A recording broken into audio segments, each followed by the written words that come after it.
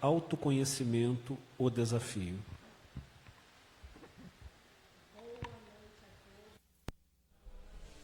Estão me ouvindo? Agora melhorou. Então, de novo, boa noite a todos. Sejam muito bem-vindos, primeiro domingo de 2026, e que alegria podermos estar aqui juntos para estudar um pouco do Evangelho, à luz dessa doutrina tão consoladora, tão esclarecedora. Hoje temos aqui a companhia de duas criaturinhas lindas, tentadinhas lá no finalzinho, que vão, nos acompanhar. Tem 3? Eu estou vendo 2, tem mais 1, 3. Sejam muito bem-vindos, feliz ano novo para vocês, para todos nós, muita paz, muita saúde. E já começamos um ano com um grande desafio. Conversarmos um pouco, refletirmos um pouco sobre o autoconhecimento, que é um processo extremamente desafiador. Mas tem uma boa notícia já para dar para vocês. Todos nós temos condições de nos conhecermos. Então, é muito importante, ao menos para mim, no meu entendimento, nós começarmos o ano com esse desafio, para que nós possamos terminar o ano e podermos fazer uma avaliação. O que durante esse ano eu consegui efetivamente me conhecer? O que mudou? O que esse conhecimento fez diferença na minha caminhada? Porque quanto mais eu mergulho em mim, mais necessidade eu vejo e sinto de mudar alguma coisa. Porque o autoconhecimento é aquele processo em que nós precisamos efetivamente olhar profundamente para dentro de nós. Conhecer as nossas capacidades, nossos sentimentos, nossas emoções, nossa potencialidade, conhecer os nossos limites. E muitas vezes a ausência do conhecimento desses aspectos dificulta a nossa caminhada. Nós não paramos para pensar: quem eu sou? O que eu estou fazendo aqui? Qual é o meu propósito? Qual é o objetivo da minha vida, desta encarnação? Uma coisa é fato, e todos nós já sabemos. Nós somos... Vocês são o quê? Espíritos. Olha lá, gente. Nós somos espíritos. E como tal, já vivemos muitas e muitas e muitas encarnações. E em cada encarnação dessa, nós fomos construindo sentimentos, construindo emoções, construindo facilidades, mas também construindo dificuldades. Eu creio que nós, posso falar, creio em nome de vocês, estamos mais maduros, espiritualmente falando, para mergulharmos nesse processo do autoconhecimento. Concordam ou discordam? Nós estamos sentindo isso vibra com muita intensidade hoje dentro de nós, com certeza. E eu trouxe um livro, Educação dos Sentimentos. A Carmen falou que é um livro muito bom. Eu ainda não tive a oportunidade de lê-lo todo, de Jason de Camargo. Mas trouxe algumas partes que ele traz aqui para as nossas reflexões, tá, gente? Para nós refletirmos juntos. Por quê? Porque o palestrante nada mais é do que aquele que vai ler, que vai estudar, que vai conhecer, que vai buscar sentir aquele conhecimento, vai refletir sobre ele, vai buscar sentir para que também possa vivenciar. Então, o que nós falamos aqui, na grande maioria das vezes, posso dizer sem medo de errar, não é efetivamente aquilo que nós conseguimos praticar. Mas estamos no esforço. Como diz um amigo meu, #estamos juntos. Então, estamos todos juntos nesse sentido de buscarmos essa melhora. E ele começa falando para nós do conhece-te a ti mesmo, que foi a resposta que os espíritos deram a Kardec na questão 919 do Livro dos Espíritos. Quando Kardec faz ali aquela pergunta, como é que eu posso, o que eu posso fazer para melhorar na vida? Não no sentido material, no sentido espiritual, para ser uma pessoa melhor. Como é que eu faço para que eu possa vencer a atração que o mal ainda faz a mim? Como é que eu faço? E a espiritualidade respondeu. Na verdade, quem respondeu foi o pai da igreja, que é Santo Agostinho. Então, Santo Agostinho já começa dizendo, conhece-te, um sábio da antiguidade disse, conhece-te a ti mesmo. E é muito interessante nós refletirmos que esta frase, essa expressão, conhece-te a ti mesmo, foi gravada lá no templo de Apolo. Gente, quanto tempo tem isso? Vamos parar juntos para pensar? Sócrates é de 470 antes do Cristo. O templo de Apolo é século IV, século V, antes do Cristo. E nós estamos iniciando 2026 buscando a mesma reflexão. Então, se nós pararmos para pensar, alguma coisa nessa engrenagem não está funcionando como deveria. Porque nós ainda estamos buscando a reflexão de modo que ela possa tocar os nossos sentimentos e eu efetivamente possa buscar esse autoconhecimento. E juntinho com o autoconhecimento está a minha melhora espiritual. Então, Joana de Ângeles nos diz que o autoconhecimento é a chave para nosso crescimento espiritual, para nossa evolução espiritual. Eu vou falar uma palavrinha que vai nos abrir um sorriso, para nossa felicidade. É o caminho para a felicidade. Eu preciso me conhecer profundamente, com muita intimidade. Então, ele já começa falando que desde aquela época, Sócrates e os filósofos já tinham esta preocupação de quem eu sou, o que eu estou fazendo aqui, de onde eu vim, para onde eu vou. Então, tanto que Sócrates, ele tirava muito tempo e muitas horas para meditar sobre si mesmo. E nós vamos descobrir, no desenrolar do nosso estudo, das nossas reflexões, que não é só através da meditação, de parar para pensar num momento específico, que eu vou me conhecer. O autoconhecimento, ele vem especialmente nos momentos de dificuldade, de tribulação. É nesse momento que a coisa aperta. E quando aperta, eu preciso fazer essa reflexão. Então, ele está falando para nós, ele começa dizendo que essa desorientação, que o fato de nós não nos conhecermos, causada pelo desconhecimento de si próprio e de seu destino, causa para nós situações constrangedoras. E ele diz, pela ignorância do quem eu sou, que tem produzido muitos atos inconsequentes da alma humana.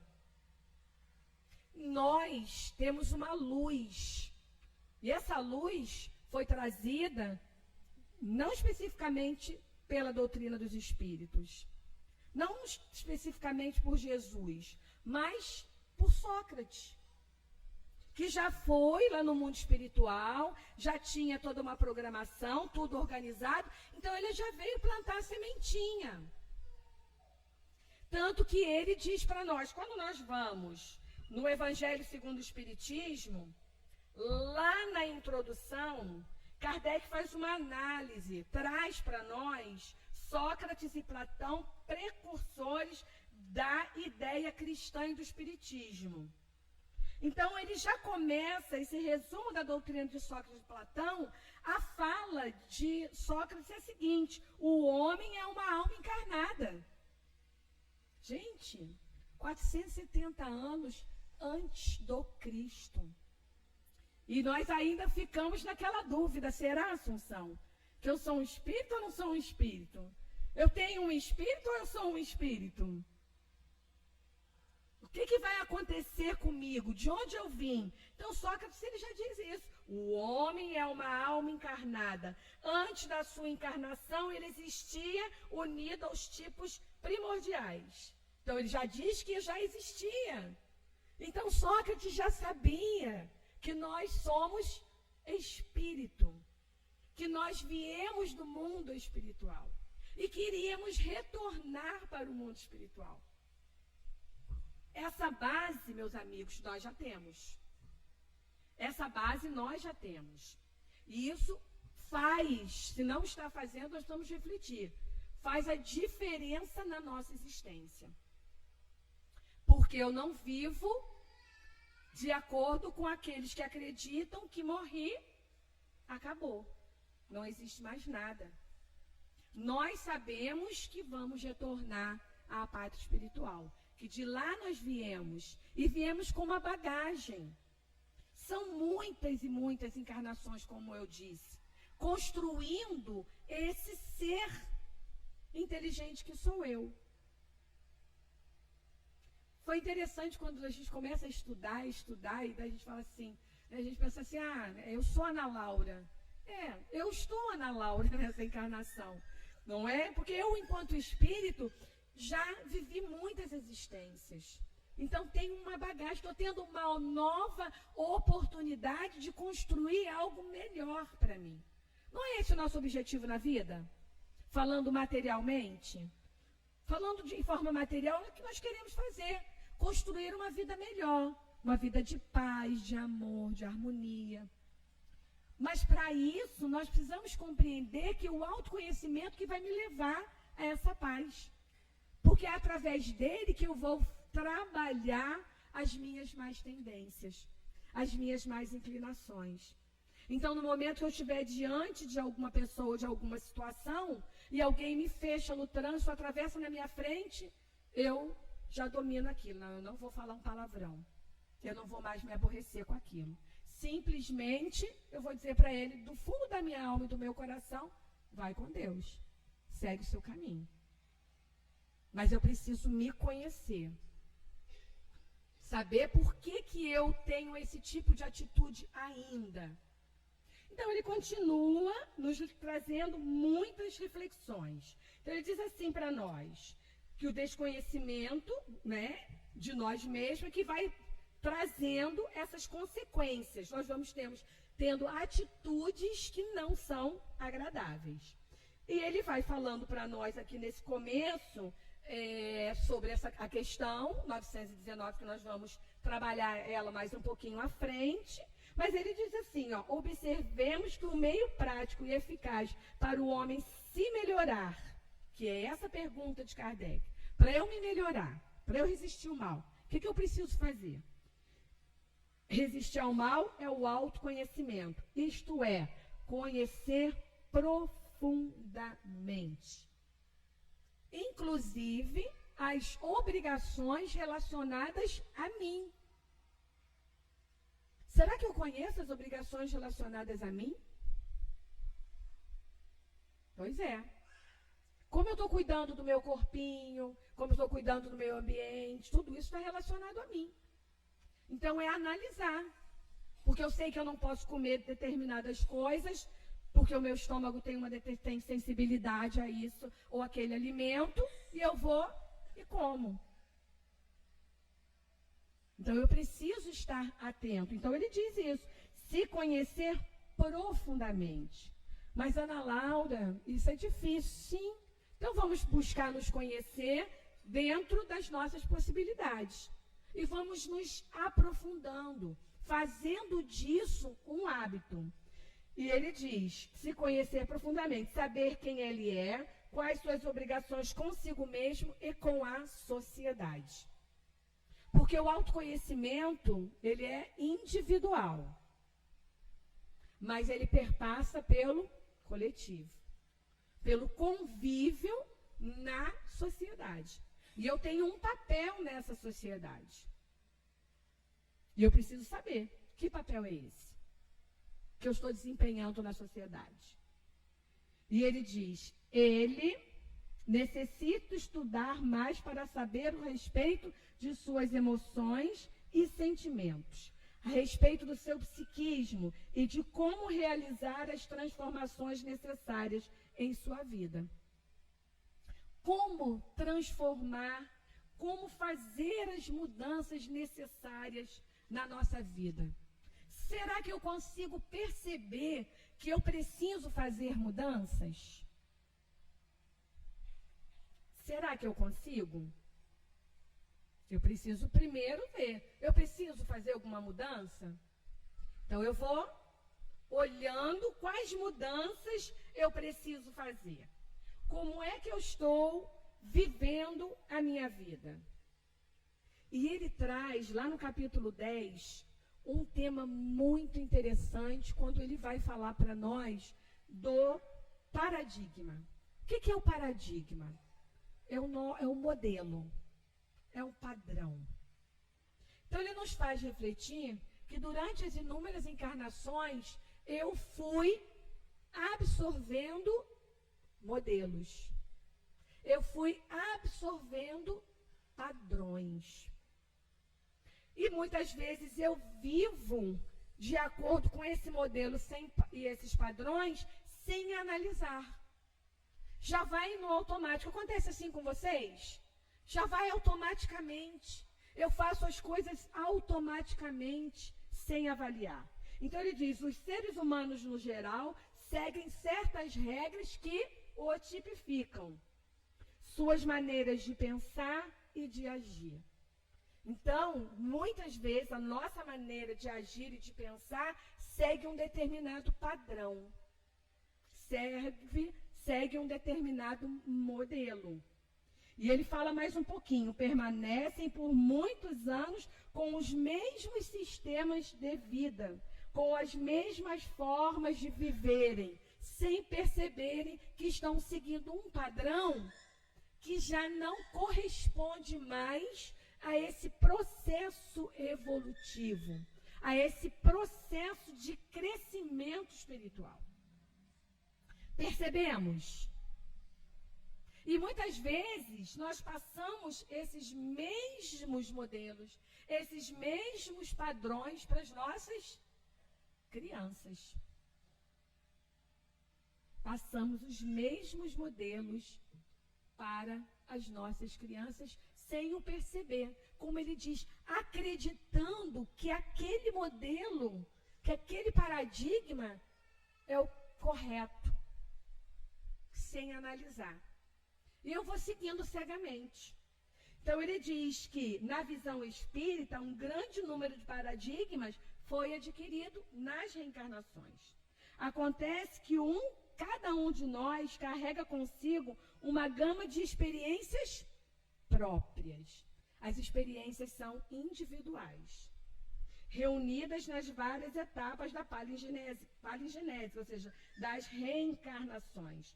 Por isso que nós muitas vezes dizemos assim, fulano segue esse padrão moral, segue esse padrão de conduta. E quando nós reencarnamos, nós chegamos aqui e recebemos novos padrões. Então vai somando, e nós temos vários padrões. E vamos seguindo esses padrões de conduta.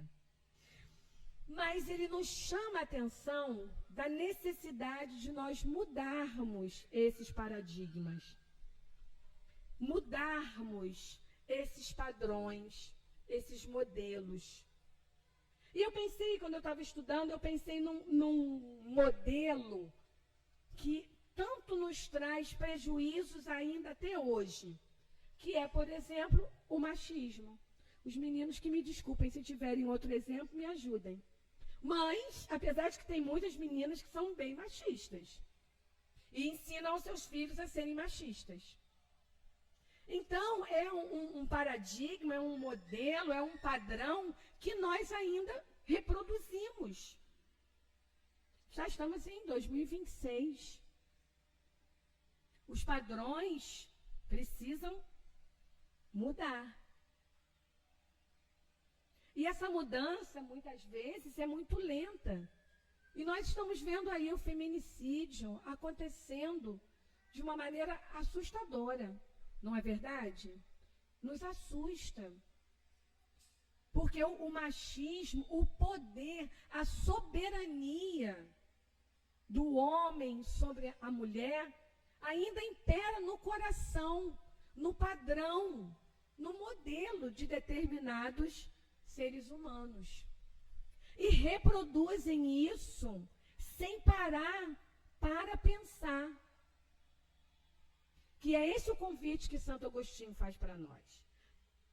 Para nós pararmos e refletirmos. Então, esse é um exemplo bem vivo do nosso dia a dia. A mulher, quando nós vamos estudar o Evangelho, nós estudamos, não é, como era tratada a mulher naquela época. Como ainda a mulher é tratada nos dias de hoje. Aí eu fui fazer umas pesquisas aqui no Brasil e fiquei assim, né? O tempo passa e daí a gente não dá conta de quanto tempo passou quando essa ou aquela lei surgiu, quando essa ou aquela decisão foi tomada. Então eu vi que em 1932 as mulheres conseguiram o direito do voto. Gente, 1932, foi ontem. Foi ontem que nós conseguimos o direito do voto. E em 1974, as mulheres conquistaram o direito de portarem um cartão de crédito. Eu falei, gente, eu não acredito nisso. Eu falei, será que isso é verdade? Será que essa fonte é fidedigna? Como assim nós não tínhamos o direito de ter um cartão de crédito? Não é verdade? E muitas mulheres, muitas vezes, subjugadas aos seus companheiros, não têm cartão de crédito, não têm os seus documentos. Então, aí, 1985, que nós tivemos a primeira delegacia da mulher. Nós não tínhamos uma delegacia composta de mulheres, para as mulheres, num olhar feminino, num sentimento diferenciado. Nós tínhamos que dirigir a uma delegacia formada por homens. Então, em 1985, em 1988, a Constituição nos deu o direito semelhante aos homens. 1988. Em 2006 veio a Lei Maria da Penha. Em 2015, a Lei do Feminicídio. Então, ele está nos convidando a refletir sobre esses paradigmas, esses padrões, esse tipo de comportamento. Que tenhamos cuidado com o senso comum. Eu não sou todo mundo. Eu estava passando, aí uma moça passou conversando na caminhada, aí falou para a pessoa que estava ao lado dela, mas eu não sou todo mundo. Aí eu falei, gostei dessa. Porque eu penso como ela, eu não sou todo mundo. Não é porque todo mundo faz que eu vou seguir esse modelo, esse paradigma, esse padrão. Não é porque a pessoa errar, todo mundo estaciona na calçada, eu vou colocar 2 rodas na calçada. Gente, não pode colocar roda nenhuma na calçada. Não pode parar na porta da garagem. Não pode fazer um monte como todo mundo faz. Todo mundo faz contramão aqui nessa rua. Por que eu não vou fazer? É o autoconhecimento. A necessidade de me conhecer, de parar e de pensar. Por que eu continuo reproduzindo esse tipo de comportamento se eu sei que ali na minha consciência está gravada a lei de Deus e que eu sei que essas coisas eu não devo fazer? Porque são contrárias, não só à lei dos homens, mas especialmente às leis de Deus. Que as leis dos homens estão aí para regular. Gente, foi Moisés, há muito tempo atrás, que trouxe para nós o quê? Olho por olho, dente por dente. Até quando nós vamos reproduzir esse tipo de comportamento? Eu preciso me conhecer. Eu preciso parar e analisar por que eu ainda reproduzo esse tipo de comportamento. Então ele diz assim, trazendo o exposto para as nossas vidas, veremos que de uma maneira geral somos um subproduto de nossos paradigmas e que ainda não somos felizes, por quê? Porque ainda seguimos esses paradigmas. Ainda seguimos esses comportamentos. Porque olhar para dentro de si é doloroso. Mas vou contar uma novidade para vocês. É libertador. Vai doer, mas vai me libertar. Vai dar um outro significado e sentido para a minha vida. Somos pessoas que vivem altamente condicionadas a determinados hábitos que geram preocupações, ansiedades, desejos e mais desejos. Com isso surgem a tristeza e as dores humanas. E eu fiquei pensando nos padrões estéticos, como um exemplo. Então nós, em função de um determinado padrão estético, nós estamos falando de saúde, de padrão estético. Então ele diz assim, o que acontece comigo? Eu fico preocupada, eu fico ansiosa, porque eu não consigo chegar naquele padrão. Não consigo. E eu vou ficar o quê? Vou ficar desejando e desejando e desejando alcançar algo que eu não vou conseguir. Estamos mais voltados para os paradigmas que geram sofrimento do que para aqueles que geram felicidade. E eu fiquei pensando, será que ele tem razão? Aí é uma reflexão de cada um, né? É uma reflexão de cada um. Porque o que ele diz, nós temos que refletir. Estamos mais voltados para os paradigmas que geram sofrimento do que para aqueles que geram felicidade. Mas vocês não disseram, todo mundo não sorriu quando eu falei da felicidade? Não é o nosso alvo, não é o objetivo? Por que eu ainda estou ligada a esses padrões e modelos que me fazem infeliz? Então ele diz, aí se encontra o cerne da questão. Modificar, substituir esses paradigmas negativos pelos que contribuem para a planificação humana. Quem é que rompeu paradigmas? Uma pessoa. Quem foi? Fala alto, gente. Aí eu não entendo. Quem foi que rompeu paradigmas? Ele já começou e todos os ensinamentos dele nos voltam para o autoconhecimento. É uma coisa impressionante. Lembra quando ele estava lá no Monte das Oliveiras? Que apresentaram para Jesus uma mulher que havia sido pega em adultério? Que os fariseus e os escribas levaram ela para ele? Qual era o hábito, o costume e a lei? Qual era o paradigma, o padrão e o modelo daquela época para aquela mulher? Apedrejar. Jesus mandou apedrejar? Então, o que ele fez? Quando ele disse, atire a primeira pedra, aquele que não estiver pecado, o que ele fez? Conhece-te a ti mesmo. Aprendemos juntas. Conhece-te a ti mesmo.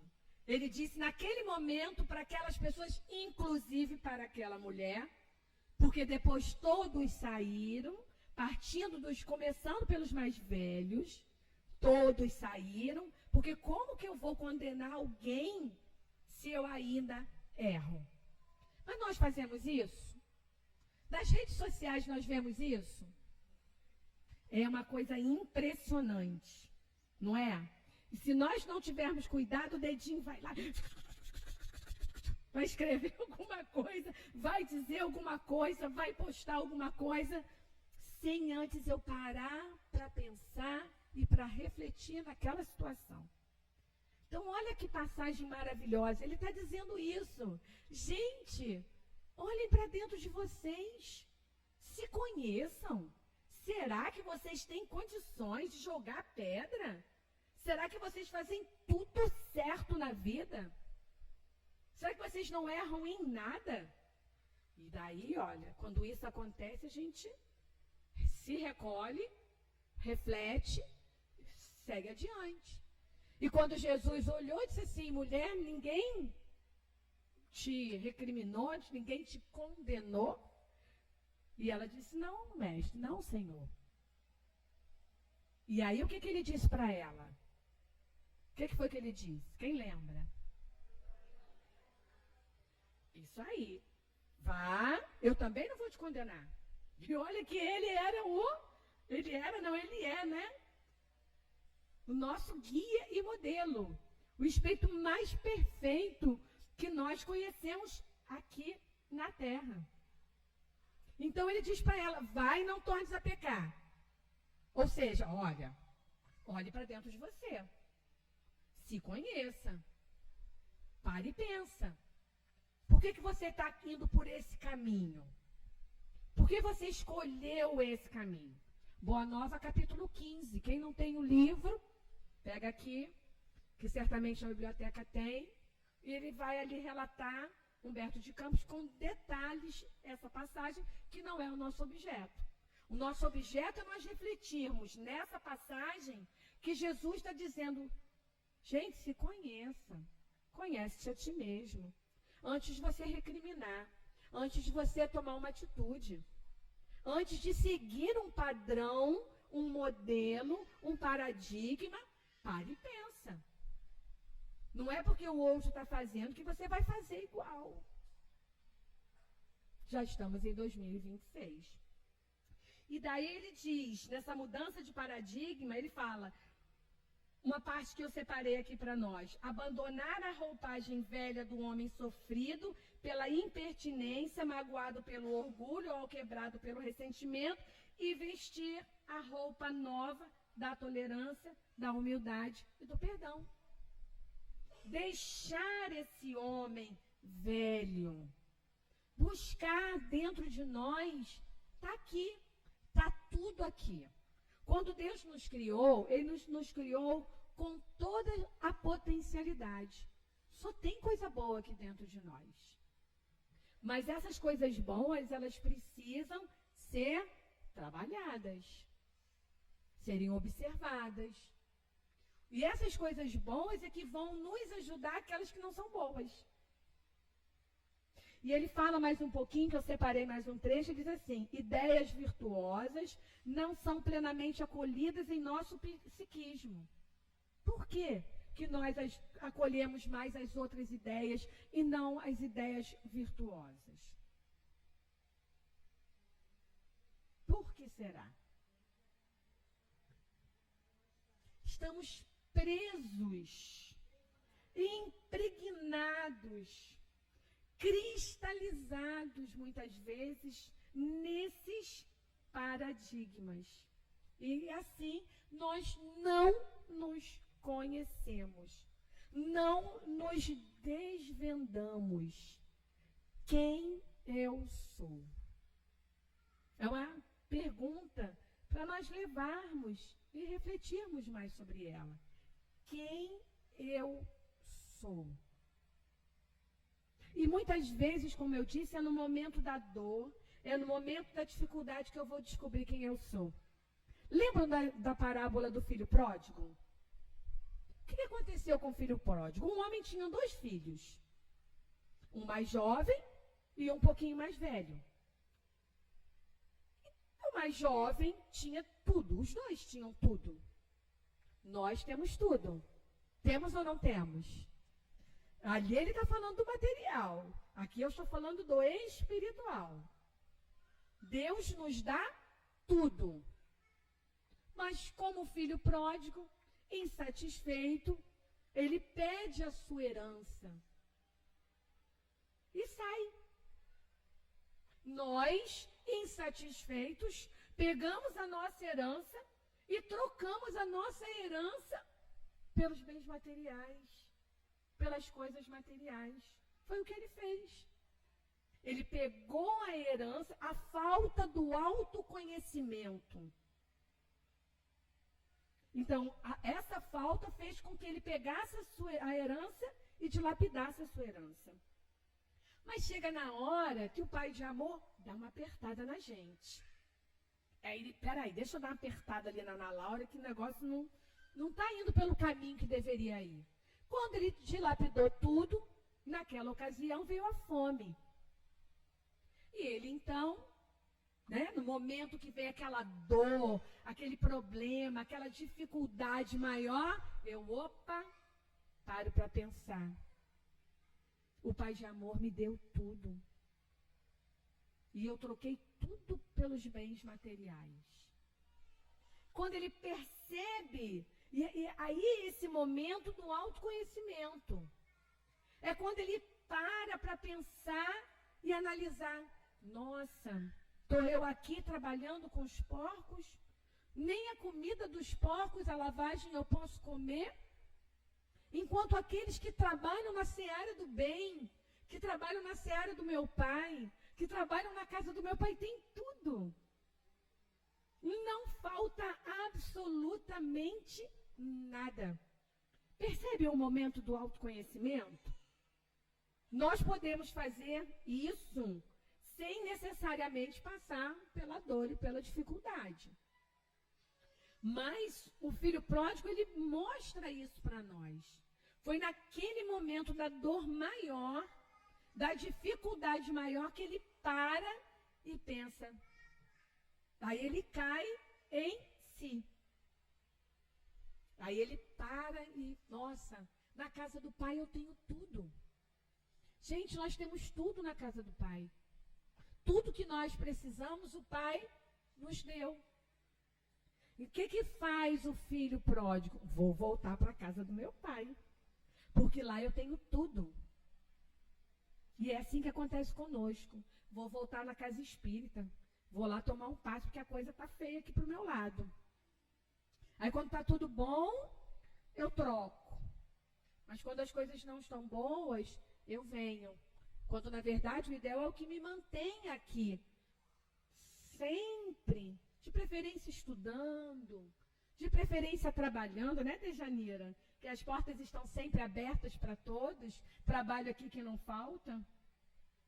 Então eu volto, ele volta para a casa do pai, e o pai o recebe com muito amor e com muito carinho. Então foi o momento em que ele olha para si, que ele busca esse autoconhecimento. E ele busca entender que o pai é de amor, que nós somos espíritos. E como espíritos estamos encarnando e reencarnando e tendo uma oportunidade belíssima de construir algo melhor na nossa caminhada. E para ir já partindo para os finalmente, eu quero compartilhar com vocês, sugiro a questão 919A do Livro dos Espíritos. Porque eu falei tanto essa palavra, autoconhecimento, autoconhecimento, autoconhecimento, vocês vão sair daqui com essa palavra na cabeça. Não vão esquecer. Né? Aquela baixinha só repetir essa palavra, autoconhecimento, mas ela não disse como é que eu faço isso. Qual é o caminho? Como eu faço para me autoconhecer? E Santo Agostinho vai dizer isso para nós com uma clareza, com uma beleza impressionante. Talvez seja a questão que nós realmente precisamos ir lá no computador, copia, cola, imprime e de vez em quando lê. Se eu não tenho o livro. Que a pergunta de Kardec foi a seguinte: compreendemos toda a sabedoria desta máxima? Todo mundo compreendeu a necessidade do autoconhecimento? Alguém não compreendeu? Eu não fui clara? Todos compreendemos? Então, isso é fácil para nós. Essa compreensão é fácil. Mas Kardec diz, mas a dificuldade está precisamente em conhecer-se a si mesmo. E ele pergunta, qual o meio prático de o conseguir? Santo Agostinho não brinca em conversa, né? Não brinca nessa hora. Ele começa dizendo, fazei o que eu fazia quando vivi na terra. No fim do dia, ele interrogava a sua consciência o que ele havia feito. Será que eu magoei alguém? Será que hoje nós magoamos alguém? Será que hoje eu usei uma palavra equivocada com alguém? Será que hoje eu maltratei alguém? Então ele pergunta, interrogar, passava em revista o que havia feito e me perguntava se não tinha deixado de cumprir algum dever. Será que hoje nós deixamos de cumprir algum dever? E ele continua, se ninguém tivera que se lamentar por minha culpa, será que no dia de hoje? Foi assim que cheguei a me conhecer e a ver o que em mim deveria reformar. Porque quando eu descubro que eu magoei alguém, eu fico triste comigo. Não fico? Eu fico triste. A não ser que eu tenha feito isso de propósito, para espizinhar a vida de alguém. Mas isso nós não fazemos. Posso magoar alguém sem querer no meu processo, na minha caminhada. Aquele que relembrasse todas as noites os feitos durante o dia e perguntasse a si mesmo o que havia feito de bom ou mal, rogando a Deus e ao anjo da guarda que o esclarecesse. Por que ele fala para nós rogarmos a Deus e ao anjo da guarda para nos auxiliar nesse momento? Para tirar o orgulho, para tirar a vaidade, para tirar o egoísmo, para que eu possa ver com clareza. E aí a espiritualidade amiga, o meu anjo guardião, vai dizer, Ana Laura, minha filha, você usou de uma palavra equivocada e magoou pessoa, né? Alguém te pediu ajuda, você não deu. Alguém te pediu um pão, você não deu. Alguém mandou uma mensagem no WhatsApp, você sabe que fulano está doente, você não mandou uma mensagem para aquela pessoa. Você não desejou um ano novo. E ele continua dizendo, e é o seu anjo da guarda esclarece, adquiriria uma grande força para se aperfeiçoar, porque acreditai-me, Deus o assistiria. Então Deus nos assiste em todos os momentos. Então fazei perguntas, indagai. E o Cristo nos ensinou com tanta propriedade isso, né? Ele estava sempre fazendo uma pergunta, usando a hermenêutica socrática. E ele diz, fazei uma pergunta, indagai daquilo que fizeste, com que fim agistes em tais ou quais circunstâncias. Se fizeste algo que censurarias no outro. Será que é algo que eu fiz hoje, eu censuro no outro? Se Deus aprovesse chamar-me neste instante, se eu desencarnasse agora, como estaria a minha consciência? Como está a minha consciência? Como eu me sentiria lá no plano espiritual? Examinai o que podeis ter feito contra Deus, depois contra o próximo, ou por fim contra vós mesmos. Então, será que no dia de hoje eu não fiz algo contra mim? E o conhecimento de si próprio é, assim, a chave do progresso individual.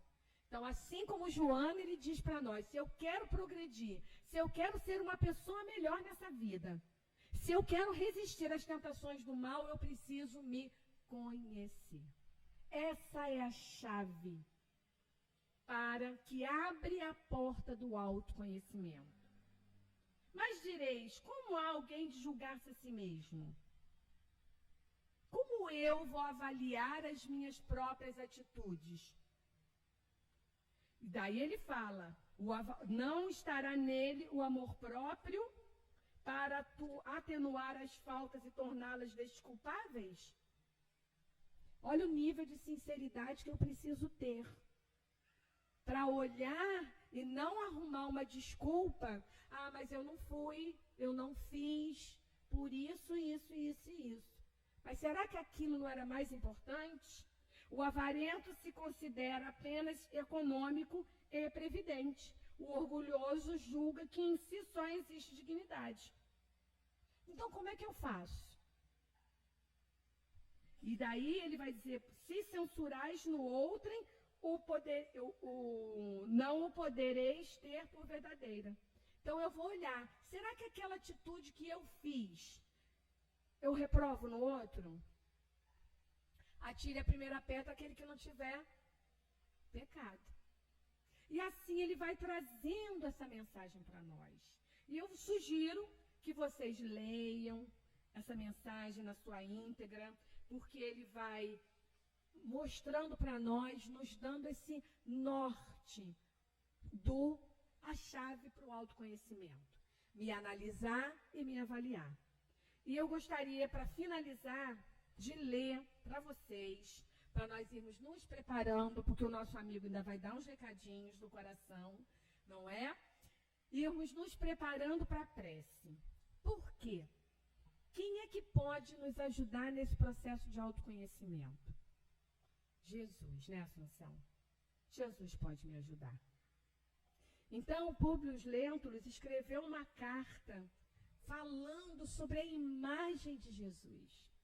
Eu gostaria de pedir a vocês a permissão para ler, para a beleza, para que nós possamos, no momento que estivermos com os nossos problemas, as nossas dificuldades, os nossos desafios nesse processo de autoconhecimento e evolução, eu pudesse mentalizar o Mestre Jesus, para que ele venha me auxiliar. Então ele diz assim, ó, existe nos nossos tempos um homem, o qual vive atualmente de grandes virtudes, chamado Jesus, que pelo povo é inculcado profeta da verdade, e os seus discípulos dizem que é filho de Deus, criador do céu e da terra, e de todas as coisas que nela se acham e que nela não tenham estado. Então, ele é filho de Deus, aquele que criou tudo na terra.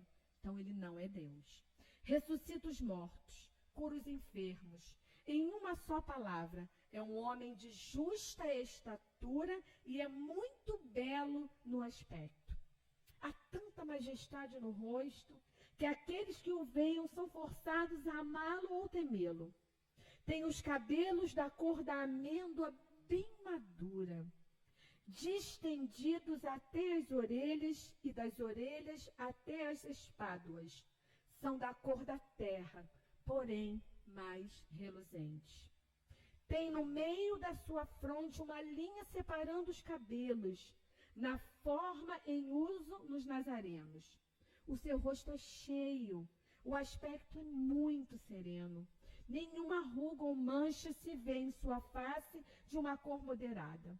O nariz e a boca são irrepreensíveis.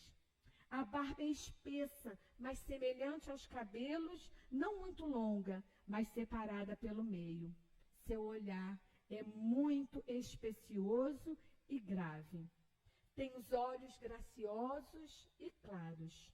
O que surpreende é que resplandecem no seu rosto com os raios do sol, porém ninguém pode olhar fixo seu semblante, porque quando resplende, apavora, e quando ameniza, faz chorar.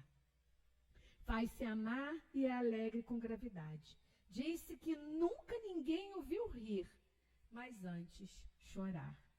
Tem os braços e as mãos muito belos. Na palestra contenta muito, mas o faz raramente. E quando dele alguém se aproxima, verifica que é muito modesto na presença e na pessoa. É o mais belo homem que se possa imaginar, muito semelhante à sua mãe. É de uma rara beleza, a qual é de uma rara beleza, não se tendo jamais visto por estas partes uma donzela tão bela. Então, nos momentos de dor, de dificuldade, que nós possamos buscar o semblante, o rosto meigo e sereno, como Públio Lentulus descreve para nós, para que ele possa nos auxiliar na nossa jornada, na nossa caminhada. Muita paz a todos.